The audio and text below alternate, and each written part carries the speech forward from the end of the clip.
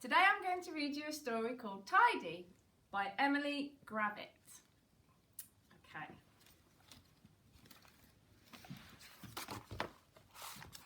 Deep in the forest lived a badger called Pete, who tidied and cleaned and kept everything neat.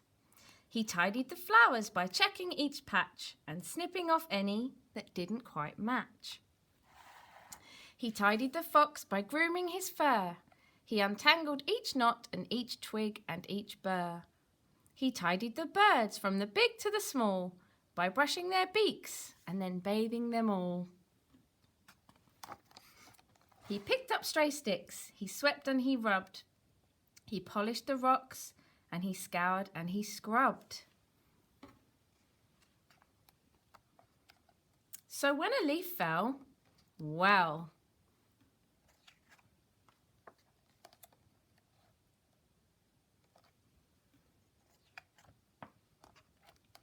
Pete tidied up.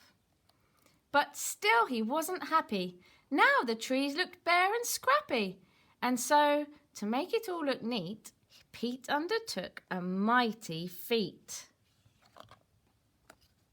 He dug up every single tree. Oh my goodness, year one, do you think that he should have done that? But then it rained and there was a flood. And afterwards, a lot of, that's right, mud.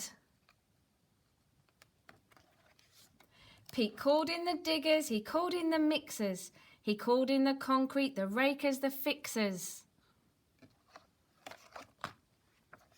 No mud, no leaves, no mess, no trees. Perfectly tidy and perfectly neat. This forest is practically perfect, said Pete. Do you think it's a perfect forest, year one? I'm hungry, he thought. I deserve a treat. So he hunted around for something to eat. But the beetles and worms that he usually found were under the concrete, deep in the ground. And so Pete decided to go home instead. If he couldn't have dinner, he'd go straight to bed. But when he arrived and took out his key, there wasn't a door where the door used to be. Later that night, Pete tossed and he turned. His belly was empty, it rumbled and churned. As he lay in his mixer, wide awake, he started to think, I have made a mistake. So, what do you think he's going to do? The very next morning, when it got light, he set about trying to put everything right. Then the animals came, from the strong to the weak, and they lent him a paw, or a claw, or a beak.